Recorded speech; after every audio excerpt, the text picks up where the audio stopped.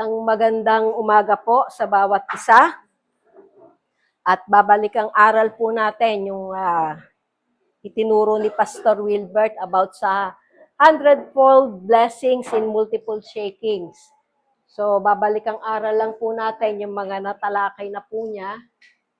So sabi nga po, nakita nyo naman yung mga pangyayari ng mga nakaraang panahon sa atin pong gobyerno. Sabi nga, we are living in a very unusual times. Bukod po dun sa war in the Middle East, yung oil price hike, at yung economic crisis, political tensions, both national and global, at yung pong personal struggles at yung spiritual battles na tunay na marami pong yung pong multiple shaking. Kayo po ba ay na-shake na?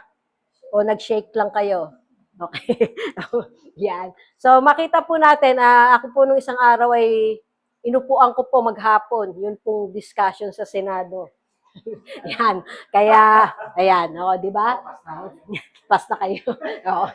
Okay. So yun po yung mga bagay na nakikita po natin sa ating panahon. At sabi nga po kung paano pong sa Hebrews 12:26 to 27, yung once more, sabi, will shake not only the earth but also the heavens. So, talaga pong sinishake ng Panginoon at nawa po ang bawat isa sa atin ay hindi naman na-shake. Sabi, the words once more indicate the removing of what can be shaken. And that is created things so that what cannot be shaken may remain. So, yun po yung purpose. Kaya po, nagkakaroon po ng multiple shakings. So, kung paano pong sinabi sa Genesis 26, 1 to 2, na magkakaroon po ng famine in the land. So, sino na pong naapektuhan dito ng mga biglang pagtaas? Hindi ng height, ng presyo. Okay? So, yung pong, siguro yung mga malalakas kumain. Yan. Yun yung mga higit na naapektuhan. Kasi sa amin po ni Dorothy, hindi kami maapektuhan Kasi yung isang order ng ulam, mga 3 kain namin yun 3 araw namin kinakain. Yun. Ganun po kami katipid. At lalo na po ngayon na nagpa-check up ako sa dietitian, talagang binawasan pa po yung mga kinakain ko. Sabi ko, gusto ko magdagdag ng timbang dahil 3 kilo po yung natanggal sa akin. From 50, hindi ko na nga lang sinabing ano na ako ngayon 47. Pero sabi niya, sige, kalakalahating white rice, 1 cup ng red rice. Yung red rice, nauubos ko po yun. Yung galing pang Ipugaw. Yun. Talagang ubos ko po yung 1 cup no na maliit. Pero yung pong mga white rice, talagang grabe po ang tinde ng advice ko sa mga kabataan na malalakas kumain. Medyo tigil-tigilan nyo na po. Kung ayaw nyo pong pagdating ng araw ay bigla kayong tumaas ang inyong mga glucose. Ayan si Ate Lani at si Kuya Lance na Anjong pala. Hindi pa si Lance. Magbe-medtech ka rin ba? Hindi naman. Okay. So, sabi po dito sa Genesis 26:12 to 14, Isaac planted crops in the land. At the same year, reaped 100-fold because the Lord blessed him. The man became rich and his wealth continued to grow until he became very wealthy. He had so many flocks and herds and servants that the Philistines envied him. So dito po sa season ng multiple shaking, in the middle of famine, makita po natin na Isaac sowed and reaped 100-fold in the same year. So during po ng taghirap or ng sabihin na natin ng hindi naman tagtuyot. Pero makita po natin dito, sinabihan siya ng Panginoon na habang may shaking, may harvest. At habang may famine, may 100-fold blessing. Yun po ay kung susunod lamang tayo doon sa sinasabi sa atin ng Panginoon. So yung 100-fold blessings po ay supernatural.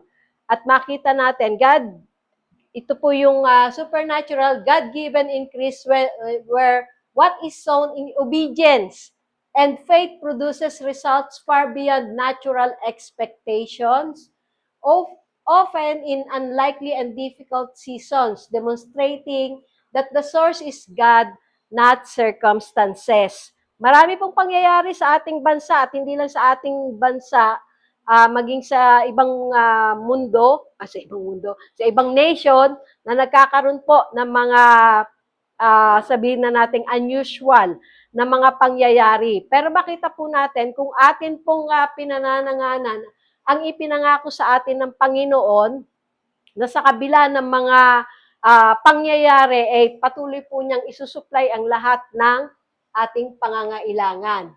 Kaya po yung ang hundredfold blessings ay ang supernatural na pagpaparami ng Diyos sa iyong itinanim. Ang tanong, may itinanim ka ba? Yan. Kahit sa panahon ng kaguluhan, dahil sa iyong pagsunod at pananampalataya. Yung pong pagtatanim dito, sabi nga po ay mamaya madadaanan natin, iba po yung pagbibigay nyo ng tithing or yung tithes at iba po yung offering. Kaya kung yung tithes lang po ang ipinagkakaloob nyo, wala po kayong offering. Wala kayong ibinibigay sa Panginoon. So, multiple shakings were not meant to destroy you. It is the environment where God releases your hundredfold blessings.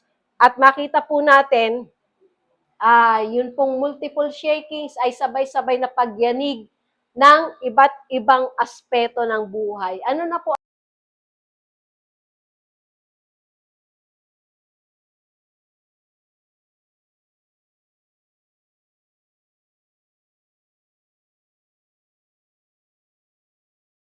at kapit tuko ang pagkakakapit ay biglang nagkahiwalay dahil lang sa isang maliit na mga pangyayari. Yun pong institutional shakings. Nakikita nyo naman yun sa ating Senado ngayon. Ha? At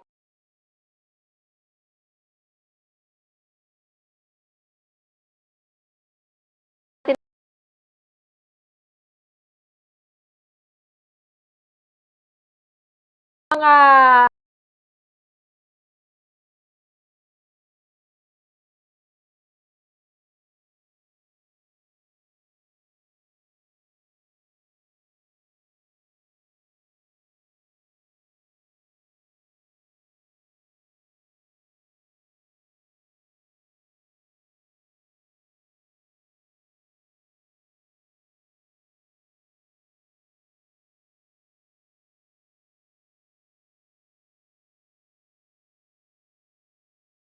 the removing of what can be shaken, that is created things, so that what cannot be shaken may remain.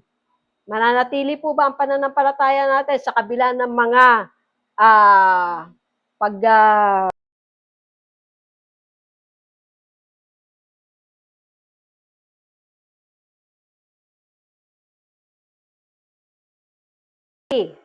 baka ang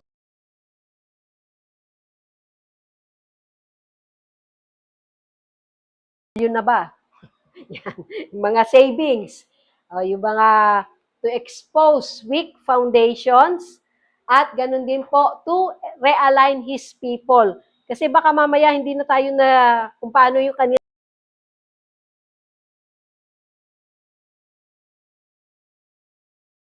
sa atin. So kung ang pundasyon mo ay hindi sa Diyos o ang Diyos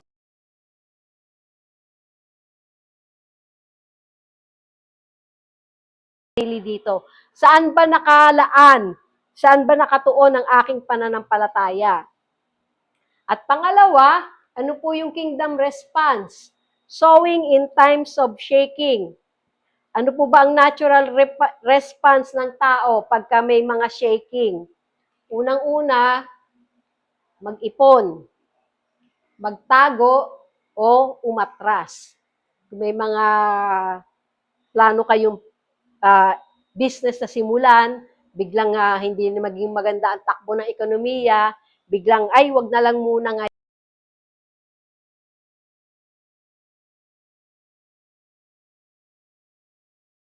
To Isaac and said, So, may famine na po dito. Do not go down to Egypt.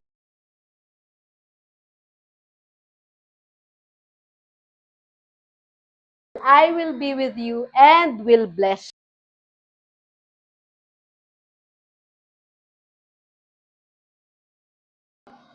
Huwag ka pupunta sa Egypt. For to you and your descendants, I will give all these lands and will confirm the oath I swear to your father Abraham. And I will make your descendants as numerous as the stars in the sky and will give them all these lands. And through your offspring, all nations on earth will be blessed because Abraham, so yun pong binibigay niya kay Isaac dahil kay Abraham obeyed me and did everything I required of him, keeping my commands, my decrees, and instructions. So,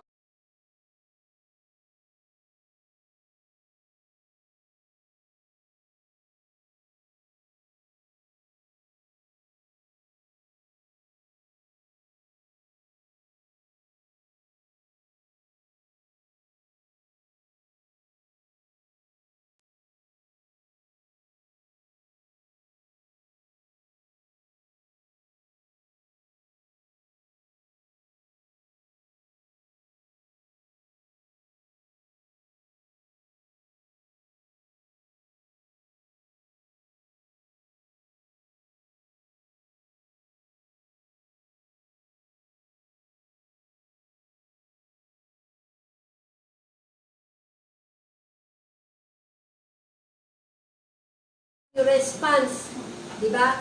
Nung nabalitaan yung magtataas ang gasolina, sino mo dito nagpapuno na agad ng tangke ng kanilang mga sasakyan? Di ba? Wala pa naman ang maipapuno eh. Kalahati lang. Di ba? Kasama po yun. Ayan. Di ba? So, magtago or umatras. Yan. May mga nag-withdraw po ba dito ng kanilang sa bangko. So, dito po makita natin, Isaac planted his seed in times of famine. Kasi hindi po siya base sa kung ano yung lakad ng mundo. Yan. Dapat mag-board ka na yan eh. Pagka alam mo magtataasan ng mga bilihin. Ngayon, ano po yung dalawang application sa planting? Yan. Yung pong pagtatrabaho. Bawal ang tamad. Diba sabi nga po sa Bible, bawal pakainin ng tamad. Sino rito nagpapakain ng tamad? Yung mga panghila-hilata lang sa buhay. Walang ginagawa. Sabi ko nga po, hanggat may lakas kayong magtrabaho, hanggat may lakas kayong gumawa, gamitin nyo kasi darating yung panahon, hindi na kayo makakagawa. Darating po yung panahon ng yung panahon ng gabi na hindi na po makakapagtrabaho. Pero hanggat kaya, at may pinapagawa sa inyong Panginoon para kayo ay magkaroon ng dagdag na kita, gawin po ninyo. Kung paano sinabi dito sa Genesis 2:5, and no shrub of the field had yet appeared and on the earth, and no plant of the field had yet sprung up, for the Lord had not sent rain on the earth, and there was no man to work the ground. So hanggat wala pong gagawa, hindi rin magpapadala ng trabaho ang Panginoon. At dito po sa Genesis 2:15, the Lord took the man and put him in the Garden of Eden to work it and take care of it. So hindi po ginagawang tamad ng Panginoon ng mga tao. Kaya kahit bata kayo, may kaya kayong gawin para kayo ay magkaroon ng extra kita kung kayo po ay medyo kapos sa inyo pong, sabihin nyo, ay kapos ako sa ano eh. Ano bang abilidad ang binigay sa iyo ng Panginoon? Kaya mo bang gumawa ng masarap na gulaman, magtinda ka doon sa may harapan nyo? Minsan kasi, minamaliit natin yung mga abilidad, ideas, kakayanan na pinagkaloob sa atin ng Panginoon. Pero kung gagamitin po natin yon, makikita po natin, magkakaroon tayo ng extra income. At ma-honor natin ang Panginoon doon sa kanyang binigay na abilidad sa atin. Ecclesiastes 11:6, sow your seed in the morning, and at evening, let not your hands be idle. For you do not know which will succeed, whether this or that, or whether both will do equally well. So, ano po yung sowing in the morning? Anong ibig sabihin? To start early. Kapag may ibinigay na opportunity si Lord, simulan agad. Hindi yung iisipin, Lord, ikaw ba may bigay nito? Lord, o hindi ba? Lord, paano kung sisimulan ito? Nagtatanong ka ba agad? At yun po, huwag mag-antay ng perfect timing bago magtrabaho. Ay umuulan pa, ay maaraw pa, ay mainit pa. Abay, kung ipaano mo sa panahon, talaga hindi ka makakapagsimula. Minsan, ang miracle ay nasa unang hakbang ng pagsunod. Ang tanong, ano yung pinapagawa sa iyo ng Panginoon ngayon? May pinapagawa ba? At hinakbangan mo na ba sa pananampalataya? Sa mga kabataan, nagtitipid ba kayo sa paggasto sa inyong mga kinakain? Mas maganda po kung magsisimula, pasukan na bukas. Huwag mo kayong masyadong magkakain, lalo na kung nagkakaedad na kayo. Kasi lahat ng kinakain nyo, aanihin nyo rin. Kita nyo ako, yung hindi ko pagkain, inaani ko ngayon. Lahat ng pantalon ko, maluwag na. Pero inaalam ko pa po, nung Biyernes, maghapon ako sa Rizal Medical Center, X-ray, laboratory, check-up sa derma, o ano-ano po. At kailangan sundin ko yung sinabi nila sa akin. O, mag-diet ka. O, ito, isulat mo. Kailan ka kumain, anong oras ka kumain, anong oras ka nagturok, ilan ang blood sugar mo. Mahirap. Hindi mo, for 2 weeks gagawin ko yun bago babalik ko ulit sa kanila. Madali ba yun? Dapat hindi ako nag-aalis sa amin. Okay? So, yun naman pong sa gabi, sabi nga in the evening, let not your heads be idle means. Ibig sabihin, huwag ka bang titigil sa pagtatrabaho? Yun nga, huwag titigil sa trabaho. Hindi naman sinasabi, huwag ka na magpahinga. Okay? Alamin niyo po yung oras ng dapat yung ipagtrabaho at kailan kayo dapat tumigil. Kung paano po yung sa pag 4, sinasabing ang pagsusugal ay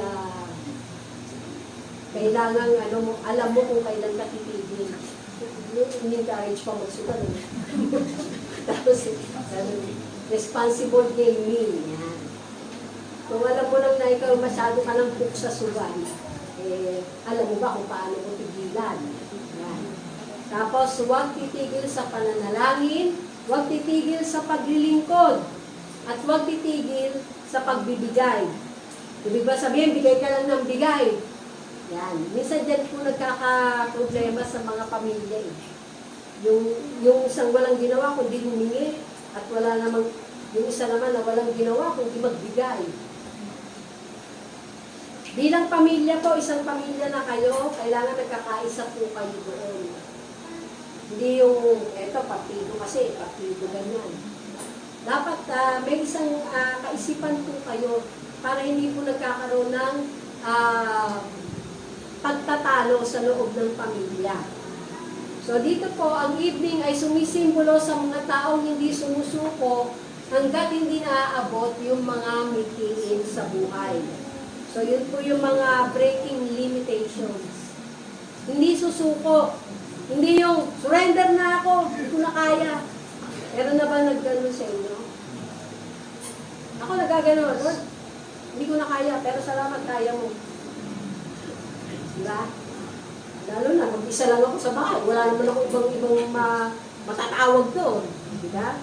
So, lalo na yung aming kapitbahay ay naglalagay na ng pader, ng bakong. Yan. Kaya, lagi mo nakasakay yung aming pinto. So, sabi nga po, ang breakthrough ay dumarating lamang sa mga taong nagpapatuloy kahit nahihirapan. Nahihirapan ba kayo? Uy, walang nahihirapan dito. Lalakas. Okay, so walang nahihirapan. Pero nagpapatuloy. Hindi na makakahirap. Hindi na makahirap. Hindi na makakahirap sa hirap. Hindi na makasagit sa hirap. So, makita po natin, wala naman pong masamang aminin na nahihirapan tayo. Ako, malimit ko aminin yan sa Lord. Lord, nahihirapan na ako. Lalo na mag-isa lang nga ako. Wala akong matawag na lalaking pwedeng umakyat ng isame, ng kung kailangan kong umakyat doon sa bakod namin sa terrace. Yan. Kung may kailangan akong ikabit na alambre.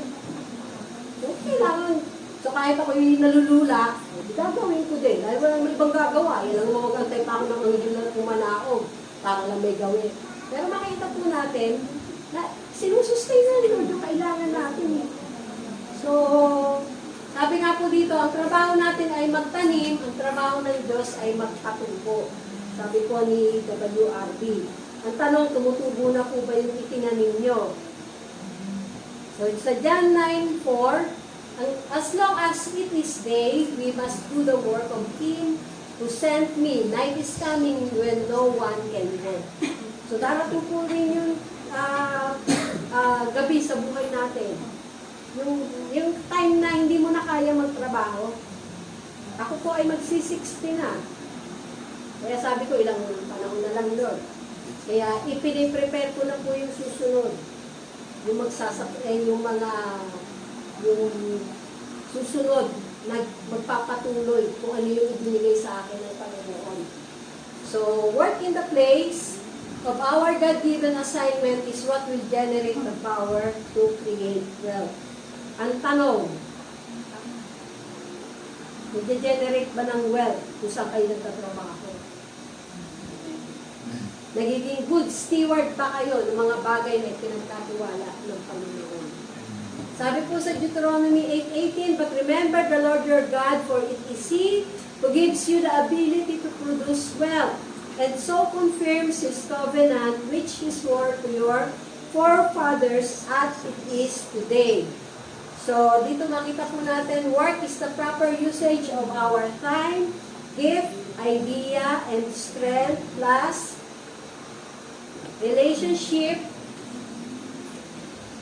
resources, at yung pong environment.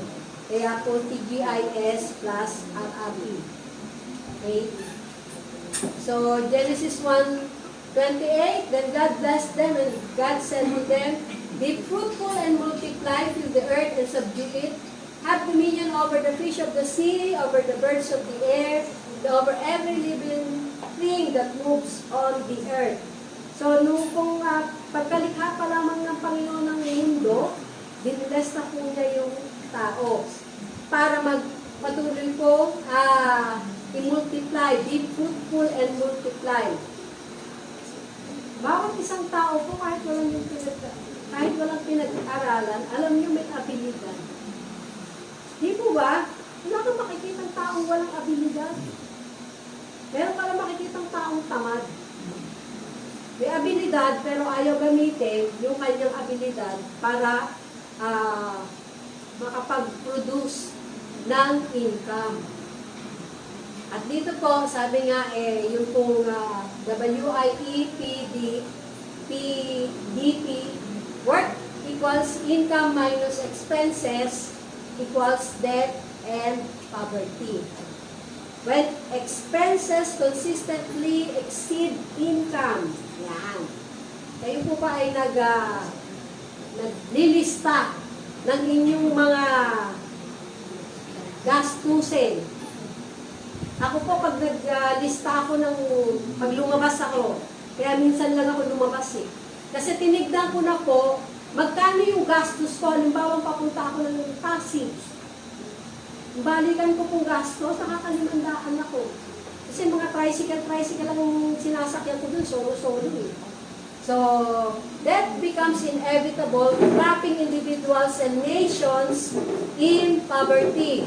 This imbalance restricts through financial freedom.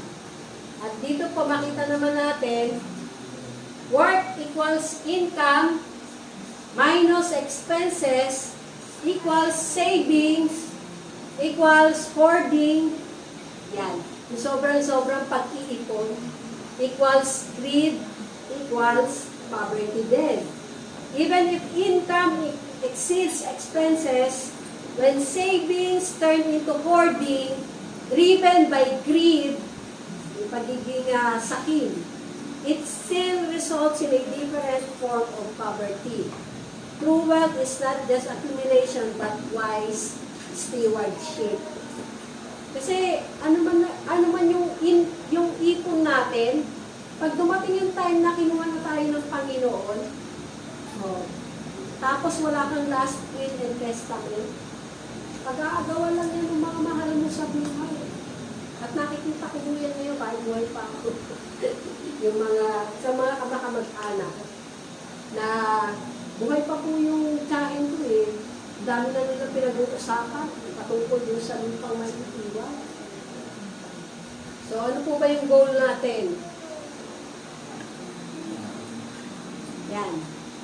Ang goal po natin equals yung pong wealth equals income equals giving. So yun po yung tithes and offering. Yun po yung dapat laging nauuna. Dahil alam po natin kung sino yung source. Minus, less yung savings. Sino dito nagsisavings? Kahit yung mga 5 piso, 10 pisong barya, 20 pesos na makinang. Meron ba kayong alkansya? Yan. At least may savings, di ba? Yung mga, hindi naman yung piso-piso. Okay. Kung may piso-piso, 20-20 ko, di ba? O, may 5 pa nga eh. 5 butas at saka yung 5 ano. Pwede pa ba yung 5 butas? Okay. So, less expenses equals, ano yung WD? Ano, Mina? WD.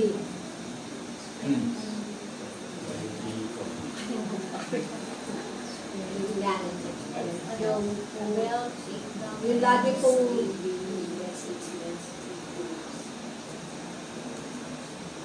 matanggal po yung yung pagkakautang. Yan.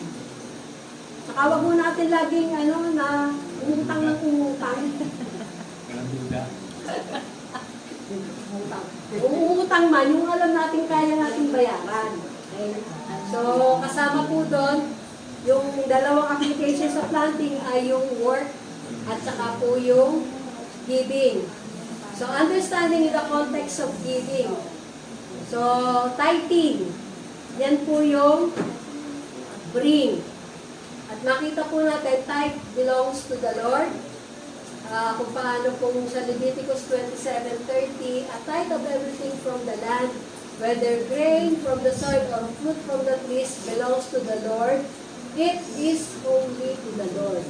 Even po yung mga pinagtatrabaho nyo ngayon o yung income nyo sa business, yun po ay banal sa Panginoon. Kaya nga po, tithe belongs to the Lord. Bring all the tithes into the storehouse. At yung paano po sa Malakay 3:10, bring the whole tithe into the storehouse that there may be food in my house. Test me in this. Saka pa lang kung itetest ang Panginoon, says the Lord Almighty, and see if I will not throw open the floodgates of heaven. So yung floodgate po natin ngayon may problema. Diba? Pero dito po, sabi nga, pinapatest ng Panginoon, see if I will not throw open the floodgates of heaven and pour out so much blessing that there will not be room enough to store it. Kaya po makita natin na meron na ba kayong storehouse pagka binuhusan ng Panginoon yung mga pagpapala na nais ng ipagkaloob sa atin. So, bring all the tithes into the storehouse at the right time and the right amount. Kasi minsan, ito po nung itinuro sa amin, puro kami mga pastor lahat, mga manggagawa, nung itinuro ni Pastor Wilfred. At kasama po dito, na meron talaga hindi nagsibigay ng tamang amount at sa tamang oras. So, kilala niya po yun. At i-address niya po ito lahat sa amin. Sabi nga po, tithing is to honor the source. Genesis 14:20, and blessed be God Most High who delivered your enemies into your hand. Wala pa pong batas dito about sa tithing, pero si Abraham, then Abraham gave him a tenth of everything. Okay? So, dito po, wala pa pong sinasabing batas. Pero dito makita po natin sa Malakay 6-8, a son honors his father and a slave his master. If I am a father, where is the honor due me? If I am a master, where is the respect due me? Says the Lord Almighty. It is you, priests, who show contempt for my name. So una po, bago po yung mga member, yung po mga pastor, yung mga parent, ang ini-address po dito sa libro ni Malakay. But you ask, how have we shown contempt for your name? By offering defiled food on my altar. But you ask, how have we defiled you? By saying that the Lord's table is contemptible. When you offer blind animals for sacrifice, is that not wrong? When you sacrifice lame or diseased animals, is that not wrong? Try offering them to your governor. Would he be pleased with you? Would he accept you? Says the Lord Almighty. So kung paano po ano po ba yung binibigay nating offering sa Lord? Yung po ba pinakamalulukong o yung pinakagusot? Yung lumang-luma na. So kasama po kasi doon sa tinitignan, yung pagkakaloob po natin sa Panginoon, kung paano nga inihalin tulad dito, na kung ibinigay mo yan sa governor mo, nang hindi nakamaleta, o yung maletang may lamang mangga at saka wig ang binigay mo, imbis na maletang puno ng pera. Ayan, di ba? So, paano po sinabi sa Proverbs 3 verse 9, honor the Lord with your wealth, with the first fruits of all your crops. So, understanding the seed in the context of giving, tithing, tithe belongs to the Lord. Bring all the tithes into the storehouse. Tithing is to honor the source. So, ano po ang ginagawa ng tithing? Tithing is positioning ourselves to be in right standing with heaven's economy. Pag hindi po tayo nakatamang standing sa heaven's economy, worldly economy lang po yung nagsusupply sa atin. Kung ano lang po yung kinikita natin dito sa lupa. So kasama po kasi doon yung honoring at yung pagiging grateful natin. Ang Lord na nagbigay sa iyo ng lakas para makapagtrabaho. Ang Lord na nagbigay sa iyo ng mga idea para makapagsimula ng bagong business sa tamang lugar. Di ba? Yun yung po yung pag-acknowledge, yung pagiging grateful natin sa Panginoon. Sa kung kung kailan natin dapat hakbangan sa pananampalataya. Kung may now word na ibinigay ang Panginoon sa atin, ay patuloy po natin patuloy natin isinasagawa ito. So, yung po makita natin na sabi nga po, kung paano yung tithing ay patuloy na ipagkakaloob sa Panginoon, yung offerings naman, yun naman po yung giving. So, our tithe is not the seed. What we give to God, more than 10% is the seed or yung offering that we sow or yung what we give. At kung paano pong sinabi dito sa 2 Corinthians 9:6-8, pakibasa nga po. Remember this, whoever sows sparingly will also reap sparingly, and whoever sows generously will also reap generously. Each of you should give what you have decided in your heart to give, not reluctantly or under compulsion. For God loves a cheerful giver, and God is able to bless you abundantly, so that in all things at all times, having all that you need, you will abound in every good work. Okay, so makita po natin dito na sabi nga whoever sows generously. Pag kayo po kayo magbibigay ng regalo, kung kayo ay nakuhang ninang, paano nyo po pinaghahandaan? Pero kung kayo magbibigay sa Panginoon, paano nyo rin pinaghahandaan? Kaya nga po kung paano sinabi dyan na kung paano pong whoever sows generously, ibig sabihin, pinaghahandaan mo na, hindi yung ano na lang yung madukot mo sa wallet mo, kaya siyang ibibigay mo sa Panginoon. Talagang pinaghahandaan mo dahil grateful ka na ang Lord na nagbigay sa iyo ng lahat ng meron ka. So, nakita po natin, our tithe is not the seed, what we give to God. More than 10% is the seed offering that we sow or what we give. Seed is our offering and sowing is our giving. So, sabi ko ni WRB, failure to bring our tithe the right time and right amount on a consistent basis causes us not to access kingdom resources. It is like an ATM machine that goes offline. Yan. Nasubukan niyo na po ba mag-withdraw sa isang ATM na offline? Di ba, hindi ka makakuha? Okay.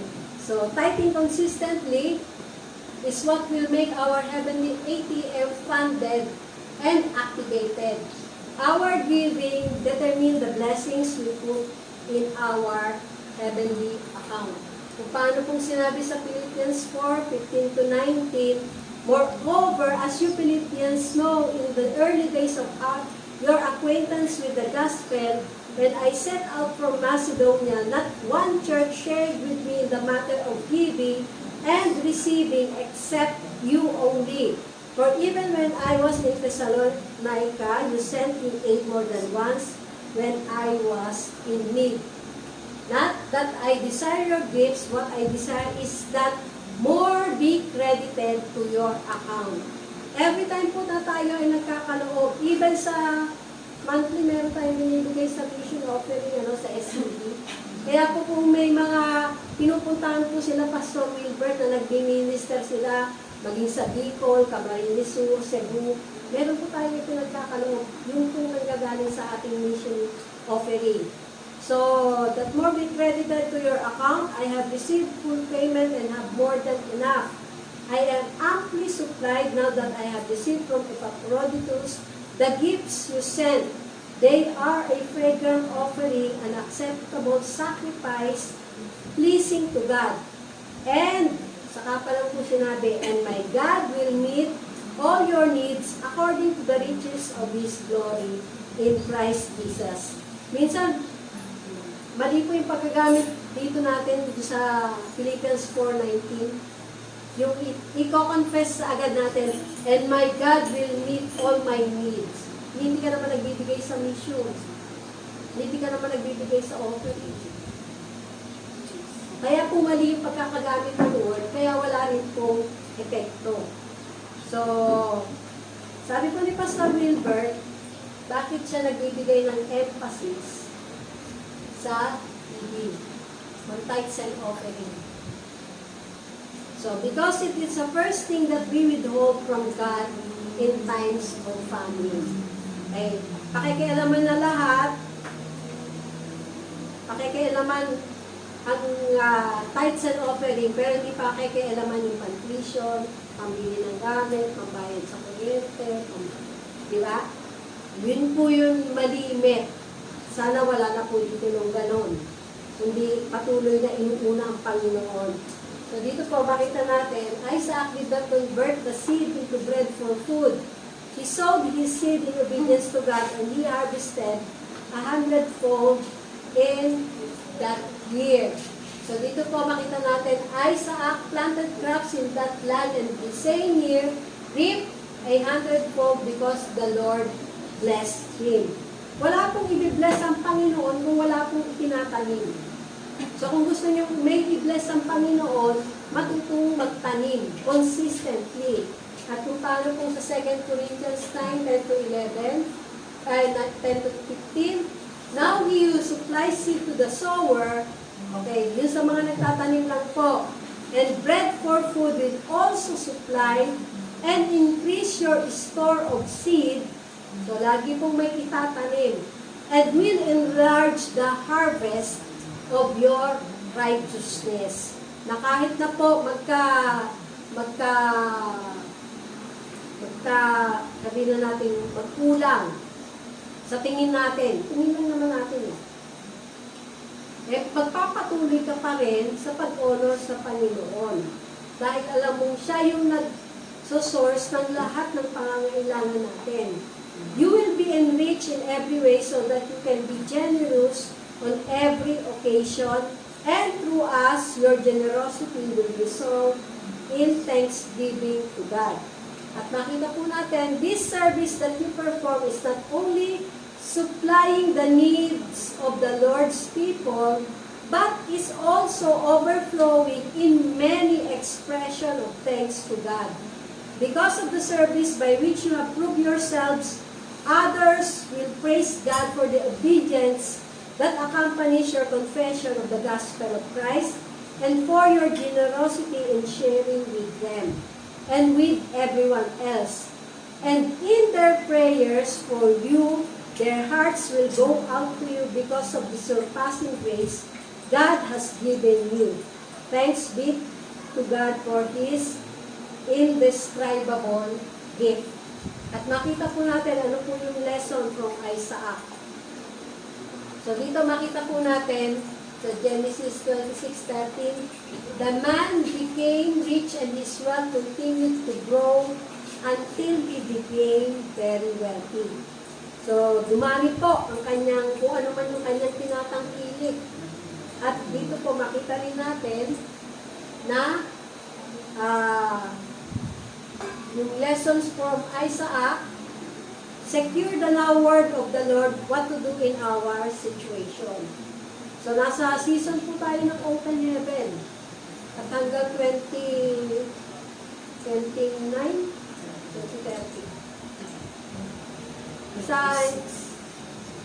Basta nag-start na po ngayong taon. Hanggang alam ko po 2029. Dahil may kasunod lang po yan yung breeding count. Then pangalawa, embrace and obey God's timely instruction. Huwag na po pag may binigay sa inyo ang instruction ng Panginoon, huwag niyo pong sasabihin, Lord, dito ba ako mag-enroll? Lord, dito ba yung papasukan kong business? Lord, dito ba ako mag-a-apply? So, yung pong pagsunod nyo. Then, stay in the place of your assignment. Kasi alam niyo po, pag wala kayo dun sa lugar na inyong assignment, kahit kayo, hindi mapapakali. Yun lang yun. Pang-apat, remember God's covenant promise and hold on to it. At pang-lima, confess that the covenant God made with our forefathers also belongs to us and our children. Ano po ba yung pinangako sa inyo ng Panginoon, mga tatay at mga anak? Nire-relay niyo po ba sa inyong mga anak? At pinapaasa niyo po ba sila man ay mag-aani ng kung anong ipinangako sa inyo ng Panginoon? Sa akin po, inuulit-ulit ko po yung kay Dorothy, nagiging ko kung ano yung pinangako sa amin ng mula pa kay Pastor hanggang sa akin, inuulit-ulit ko po sa kanya para patuloy din po nila i-confess na magiging kanila din yun. So, be sure to follow accurately God's laws, statutes, commandments, and charge. And pagpito, learn to hear and obey His voice in times of crisis. Baka ang napapakinggan nyo lang ay inyong sariling hinaing.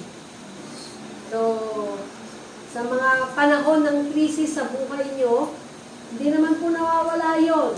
Pero yung tamang pag-handle doon sa krisis na nararanasan natin sa ngayon, yun po yung kailangan natin matutunan. Tapos po, those spiritual discipline is what will make us stay in the land and sow our seeds for 100-fold harvest of blessings. Kaya maganda po kung bibili kayo ng lupa, yung meron pagtatamnan. Tama ba, Sir Marlon? Tatilani? Yung mga may pagtataniman. Mas maganda po kasi na yung mga kinakain natin, hindi po yung dahil sa fertilizer, yung natural lang. At mahirap kang maghanap ng gano'n ngayon.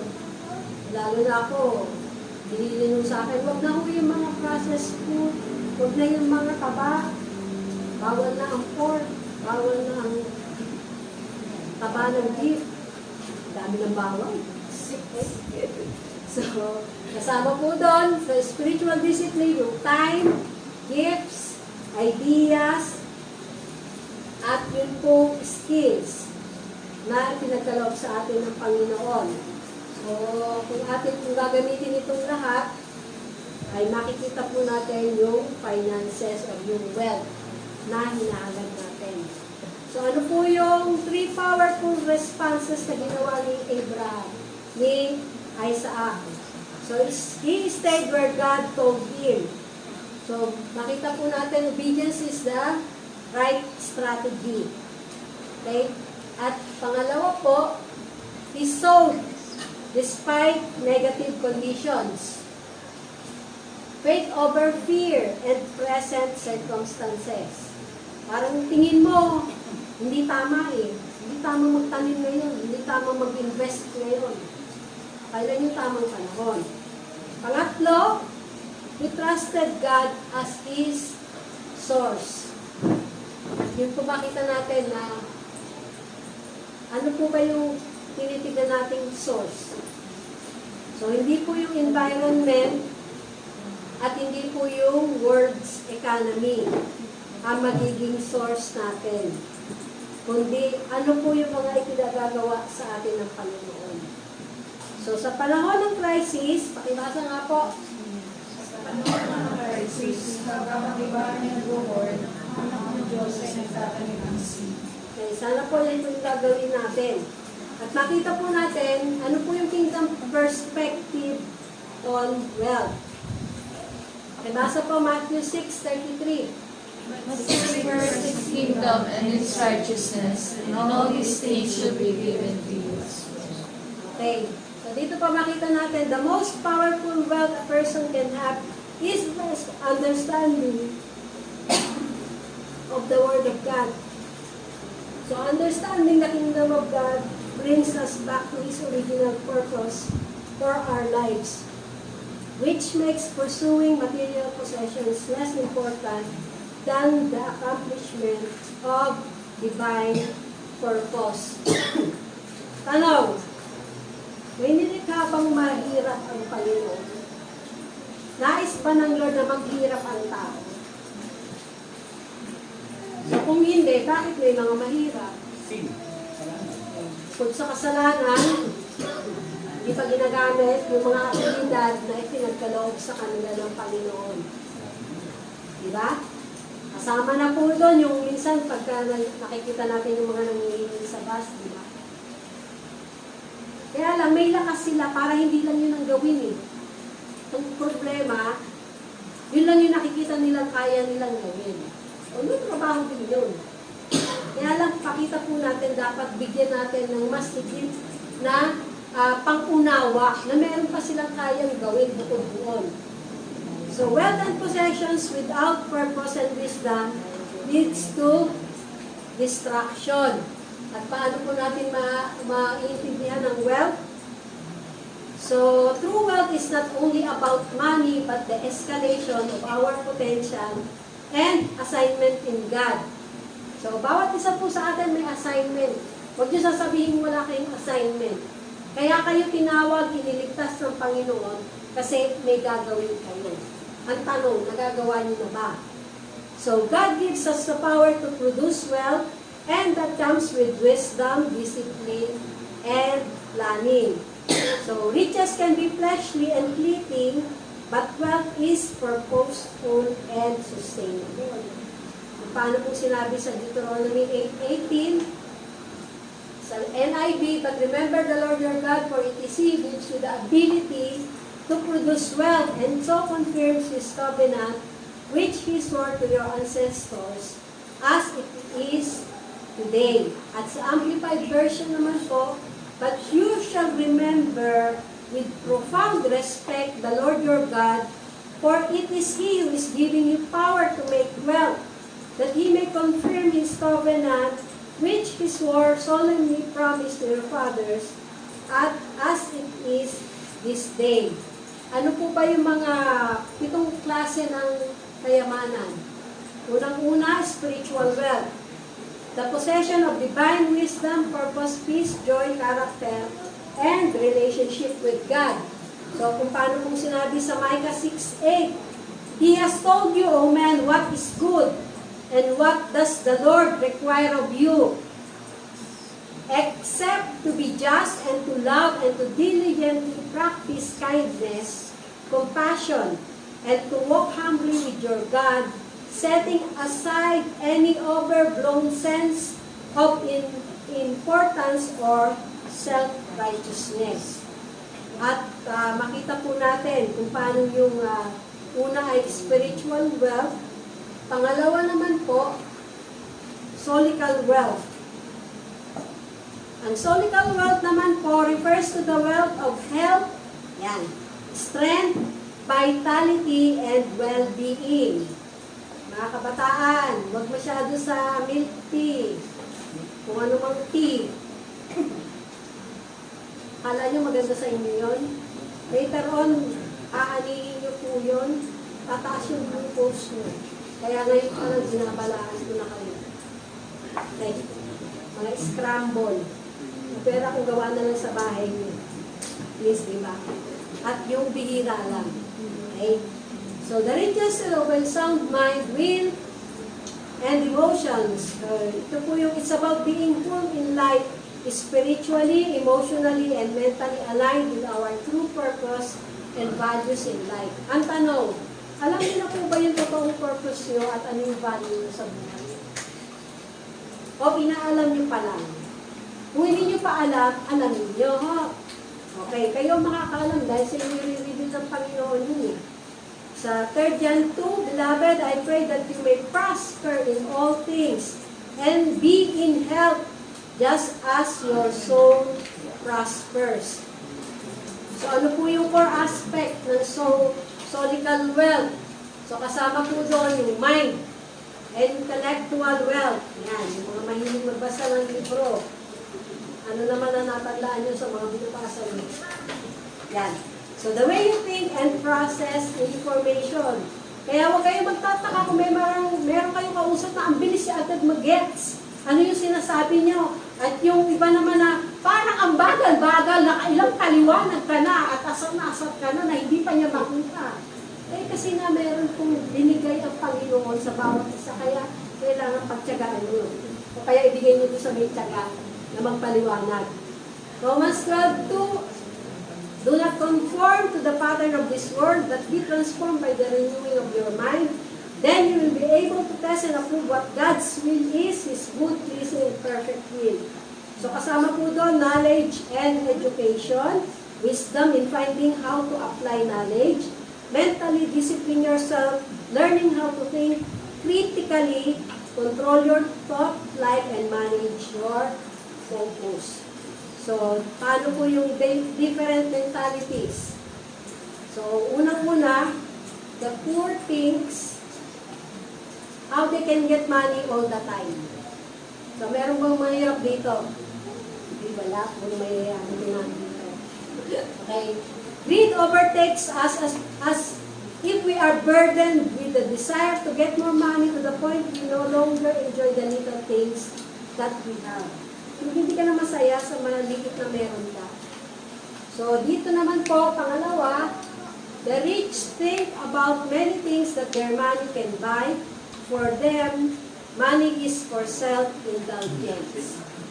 Tinanong nyo na po ba kung pag binigyan kayo ng Lord ng pera, kung para saan? Lord, saan mo gusto kong gamitin ito? Hindi ko natatanong nila. O baka meron ka nang nasa isip, ay bibili ako ng sapatos, ay bibili ako ng ganito, ng ganun. Yan. So, dito po makita natin kay Job, no amount of money will satisfy us if we don't really know the purpose of it. Di ba meron tao na dami-daming pera, pero hindi siya masaya. Bakit? Hindi niya alam kung saan niya gagamitin yung pera eh. So, pag nakamatayan mo yun, wala na, iba na mag-enjoy sa pera pinipon mo. At dito po, makita natin, the wealthy think more about ideas than whatever the ideas can produce is always for the advancement of life. So, 2 Corinthians 9:8, makita po natin yan. Then, pangalawang aspeto po ng solical wealth, yung emotional wealth. how you manage your feelings and emotions and how you relate to others emotionally. Ako po, pag galit ako, hindi ako nakikipag-usap kay Lord. Iniiwasan ko at alam na niya yun. Pag nakita niya hindi ako sumagot, sabi ko, anak, ayokong may masabi ako sa iyo na pagsisisihan ko bandang huli. Kaya kung hindi man ako kumikibo pag galit ako, huwag mo na lang akong kibuin. Ganun lang.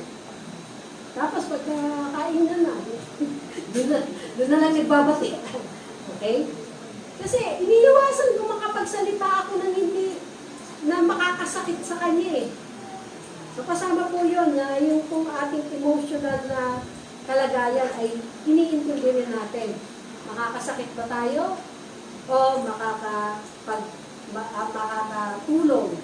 So yung self-awareness and triggers, so yung managing your emotions, self-reputation, managing your emotions and reactions. Ayan. Magpapasukan na, mga estudyante. Yung mga asaran dyan. Matignan ka lang, di ba? Even sa sasakyan, di ba nakikita niyo yung mga nagme-makeup sa sasakyan? Mapatingin ka lang, ang sama na ng tingin sa'yo. Talagang, kapira itong mga to. Magme-makeup dito sa sasakyan, tapos yung pag napatingin ka, napalingon ka lang naman, hindi naman tinitigan. Biglang sama na ng tingin sa'yo. Empathy, the ability to feel and understand other emotions. Madali ba kayong makarelate? O naiiyak din ba kayo pag may nakakita kayong umiiyak? At yung relational harmony, your ability to create peace and build trust in a relationship. So kasama po dyan. So kano pong sinabi ni Dr. Miles Monroe na yung emotional wealth, how you manage your feelings and emotions and how you relate to others emotionally. So, sabi po ni Dr. Miles Monroe, emotional instability will destroy material wealth. You must master yourself before you can master money. Okay? Yung kailangan alam mo muna. Kaya nga po kanina, nagkukwentuhan kami ako, nagkukwenta ako pag lumabas ako. Magkano yung sa pamasahe ko pa lang. Pagpapunta ako ng crossing o sa Pasig. Yung pamasahe ko, balikan, nakakalimandaan ako. Kaya dapat, pagka lumabas ako, lahat ng kailangan kong tapusin dun sa Pasig, matapos ko. Para mission accomplish ako at sulit yung ibinayad ko sa pamasahe ko. So kasama ko doon yung mga check-up. At dito na lang po tayo magtatapos sa pangatlo. Dito na matatapos. At hindi na ito next. At wala na rin yung aking gusto rin yung aking ko. Third, yun pong will or yung purpose and decision. So, will, well, our power to choose and commit. Kaya mga kabataan, lalo na po yung nagsabi dyan na tatlo yung nililigawan.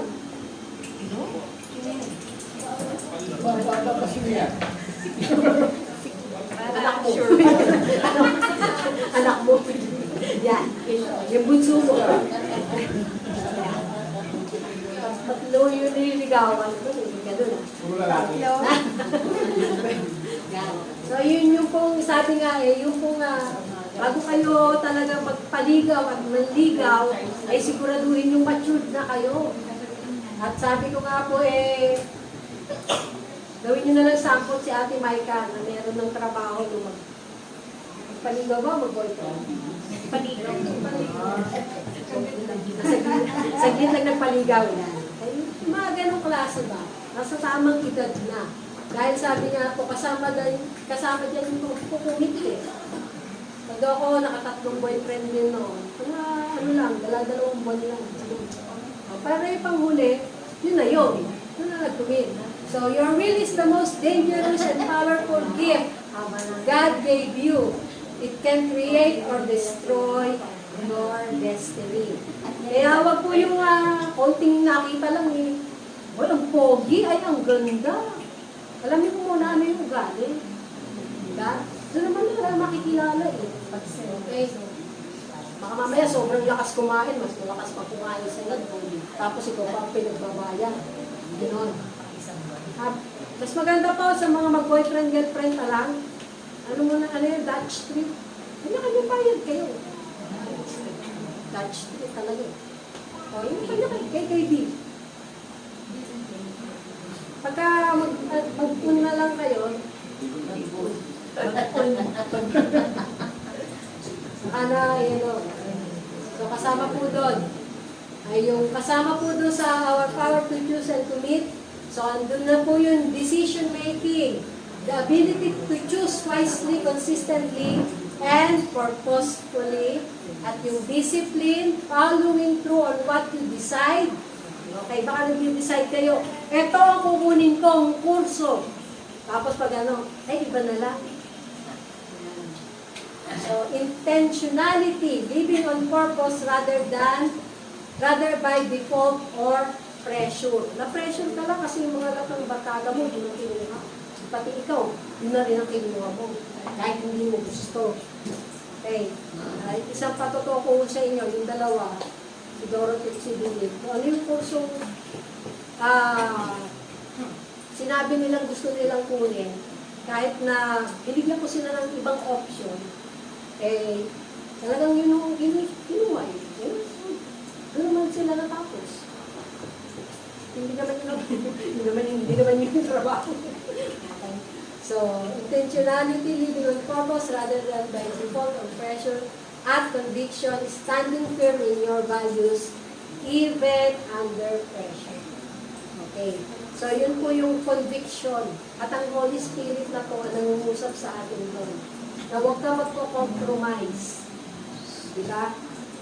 Kanina lang mo, yung matandang siguro, magkukuha lang ng alaba. May dalang balde. Eh, pinagbabasdan ko siya. Kasi doon siya umupo sa likod nung sa driver. Kumuha nung basahan. Tapos sinaksak din sa balde niya. Nakatingin ako sa kanya. Nakatingin din siya sa akin. Sabi ko, simple lang to. Pwede naman nang hingin sa driver yung basahan. Imbis na kung ano. Hindi na nga nagbayad. Bumaba na lang yung ano. Hindi ko lang ako magkakilala sila kasi pinahiram nila lighter. Walang lighter. Eto, lighter. Sabi ko, Lord, simple lang. Pwede na maghingin yung basahan. Basahan lang yun. Diba? Kaya lang, natural sa tao eh. Kunin ko ano yung hindi kanya. Okay? So, dito muna po tayo magtatapos. Yan. Diyan sa physical wealth, sa tingin na dyan. Next week. Okay? So, nawa po ay yung sabi nga kung paano nasa open heaven season po tayo ngayon at nais po ng Panginoon na tayo ay yung 100-fold blessing sa ating po physical wealth. Kaya lang, gusto po ng Panginoon na makita tayong mabuting steward. Ino-honor po ba natin siya sa ating mga pagkakaloob sa Kanya? At ganun din po, na ina-acknowledge po ba natin na siya po yung source na meron na patuloy po natin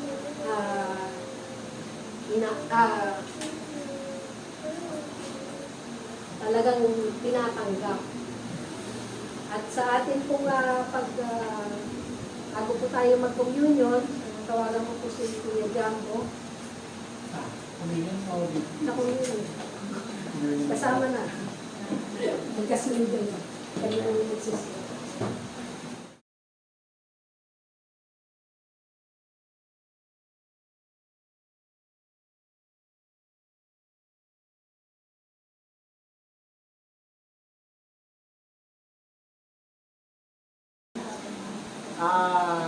Without God, yung ano man yung wealth makukuha natin, it will destroy us. Malalaman na makikita natin yan doon sa prodigal son. Diba yung anak ng mayaman na wala kinikilalang Diyos, yung binigay sa kanya yung wealth, ang ginawa niya, sa daldas niya. Nasira siya doon sa wealth niya kasi wala siyang character. At ang character makukuha natin sa spiritual wealth, yung ano natin, ano ba ini-invest natin spiritually? Ano ba ini-invest natin spiritually? Ilan mo ba ito babasa pa tayo ng Biblia?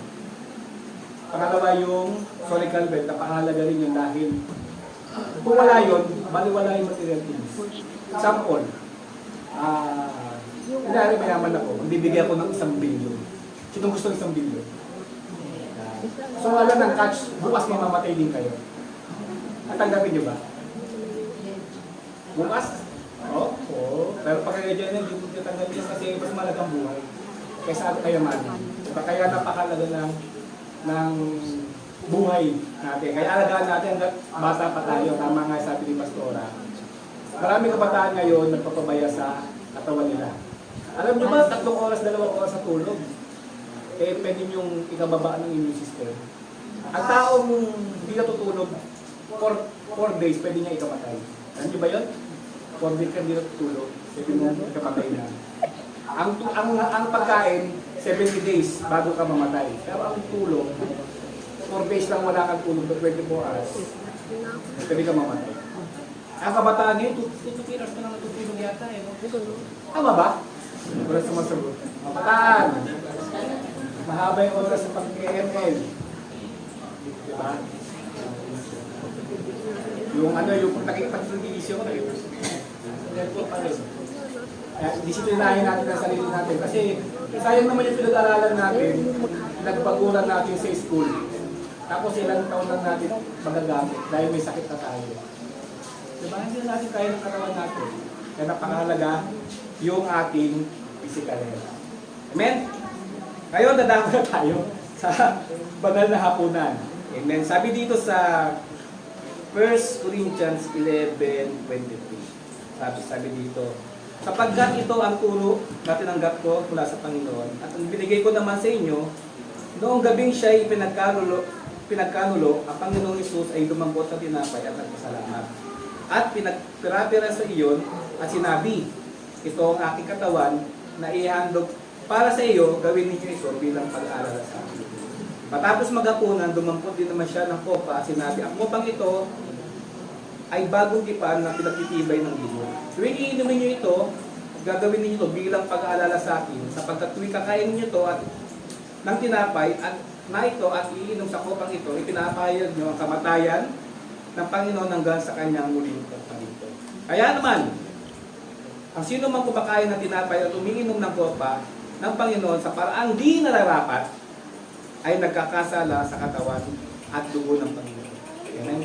Ang kailangan gawin, kaya dapat siyasatin natin ng tao ang kanyang sarili bago siya kumain ng tinapay at uminom ng kopa. Sapagkat ang sino man kumakain, uminom ng hindi niya kinikilala ang kahalagahan ng katawan ng Panginoon ay kumakain at umiinom ng kanyang kahatulan laban sa kanyang sarili. Iyan ang dahilan kung bakit may hindi na asakitin ang marami sa inyo. At ilan pa nga ang namatay na.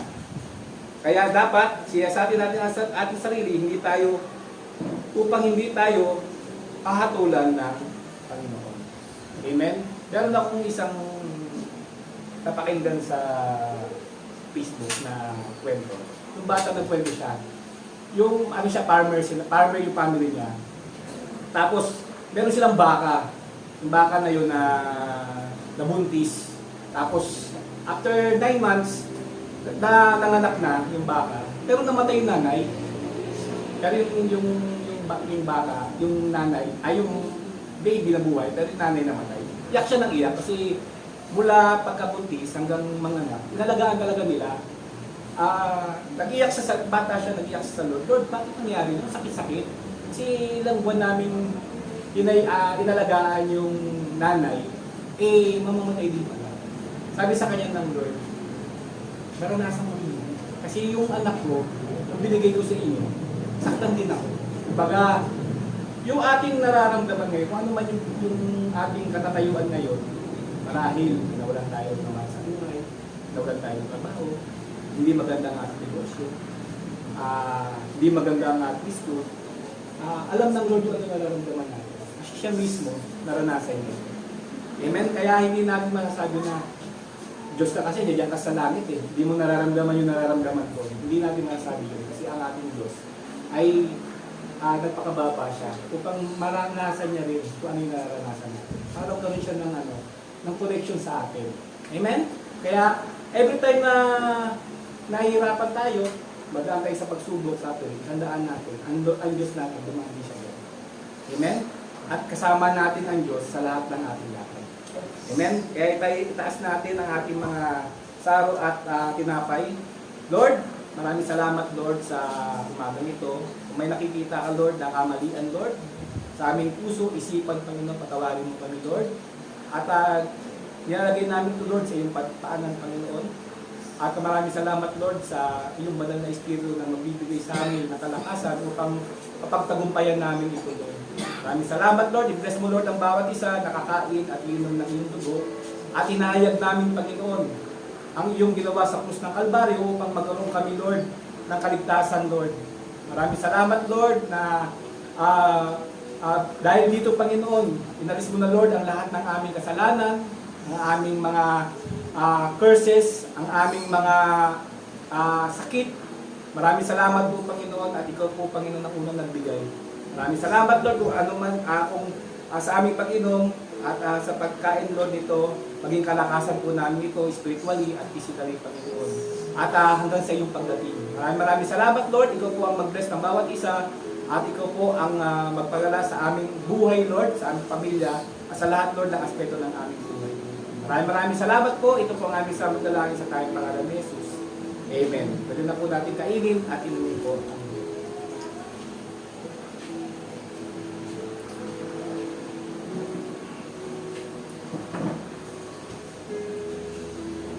Amen Lord. Maraming salamat Lord. Napuli kita. Napasalamatan kita. Ito ang aming sinasamba. Maraming salamat po. Ito po ang aming samudalangin sa tayong pangalan ni Jesus. Amen. Bibigay, tawagan po si Jake para mag-pray.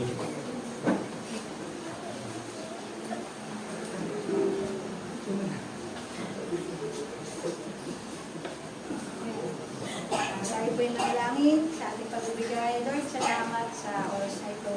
Dalangin po, Panginoon, sa mga narinig namin.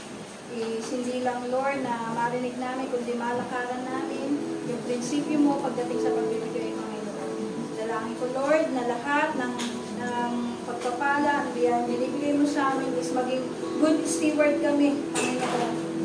Patuloy, Lord, na lagi namin alalahanin ang aming simbahan, Panginoon, upang maihayag, Lord, maipalaganap namin ang iyong salita, Lord God. Maraming salamat na ilagay mo sa aming mga puso ang pagiging kingdom supplier, Lord God. I-bless mo ang bawat magbibigay at patuloy, Lord, na ikaw ang siyang maitaas, mag-glorify sa aming mga buhay. In Jesus' name we pray.